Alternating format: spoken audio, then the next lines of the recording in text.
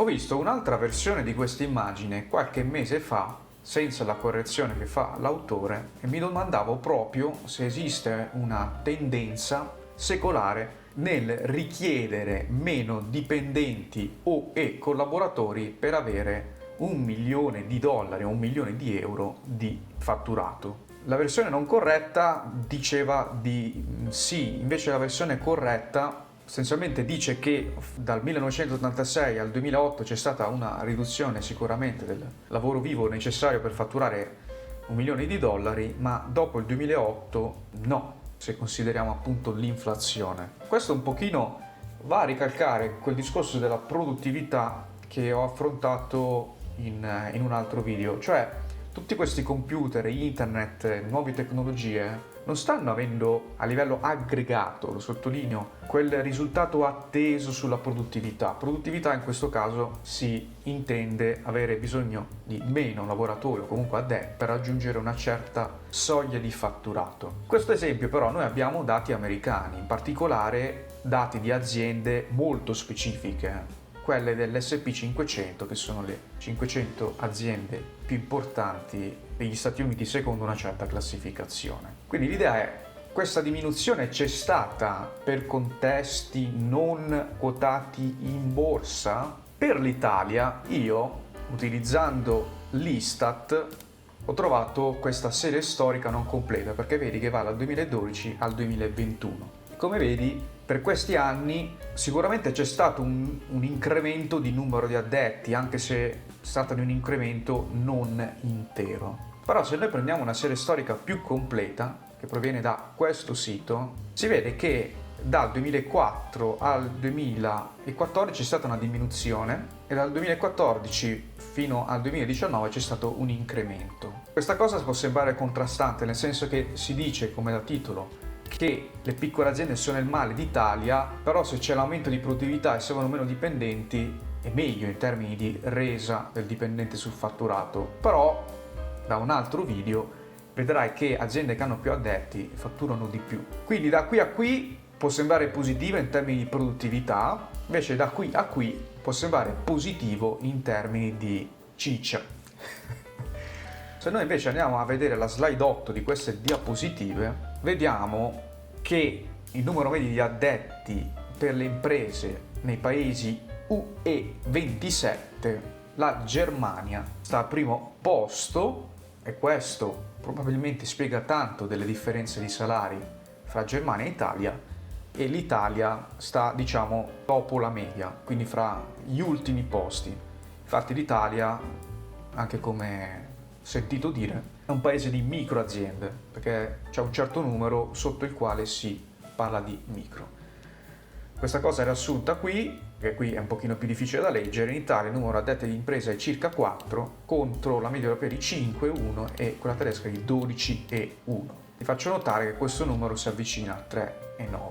Il punto è che se io volessi trovare la serie storica degli altri paesi per gli addetti, per vedere, non dico questo, ma se almeno hanno avuto un incremento o diminuzione di addetti, le cose si complicano. Ed è il classico discorso che la maggior parte del tempo nella statistica si butta nella ricerca, pulizia di dati. Io ho utilizzato l'OECD, che è l'Istat europeo, e come anticipato non è stato proprio facile. Perché? Innanzitutto noi abbiamo questi dati, non c'è, con mia grossa sorpresa, ma io ricordo diversamente, un bottone che mi dice scarica qui sti benedetti dati. Qui ovviamente si possono mettere le varie impostazioni del caso. Di conseguenza è servita un bel po' di elaborazione, perché per arrivare a questi numeri prima ho preso il numero di aziende per anno, e come vedete abbiamo dei buchi, e poi il numero di addetti per anno per paese. Poi ho fatto anche un controllo, perché come ho detto è servita tanta elaborazione per arrivare a questa cosa, diciamo pulita, ma può sembrare ancora non proprio pulita. Comunque si vede che alcuni paesi hanno avuto un incremento degli addetti, ma non abbiamo il dato del fatturato. Comunque l'Austria ha avuto un incremento di addetti, anche la Croazia, Francia, Germania non sorprendentemente, e invece l'Italia ha avuto un incremento di addetti molto più contenuto, al che tu potrai dire ma questi numeri sono strani rispetto a questi. E infatti bisogna fare attenzione alla definizione. Attenzione che questa non è una finestra da poco, perché quando si dice i dati non mentono, o meglio, le analisi statistiche non mentono, tutto dipende dalla metodologia e nella metodologia le definizioni possono fare danni. Questo indicatore ci parla di addetti nel settore manufatturiero, quindi non è questo è un numero di tutte le aziende attive, tutte, non del settore. Ovviamente per avere di tutti i settori la cosa si complicava ulteriormente e quindi ho pensato, possiamo prendere questi dati come rappresentativi? Un'idea è, guardo questo valore e vedo se diviso 3 torna questo. La risposta, come vedi, è più o meno sì.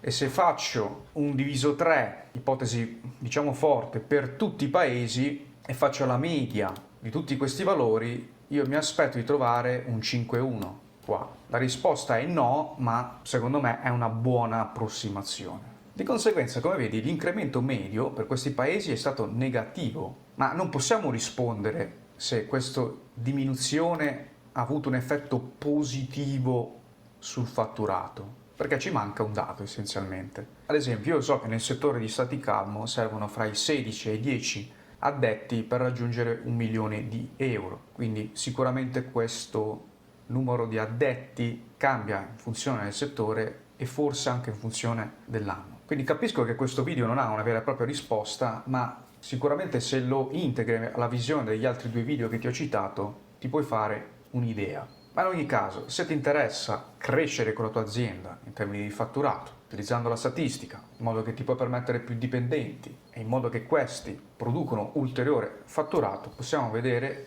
se la statistica può fare questo per la tua azienda tramite una prima chiamata gratuita che puoi prenotare sul sito www.staticalmo.com nella pagina contatti. Ti saluto e alla prossima. Ciao!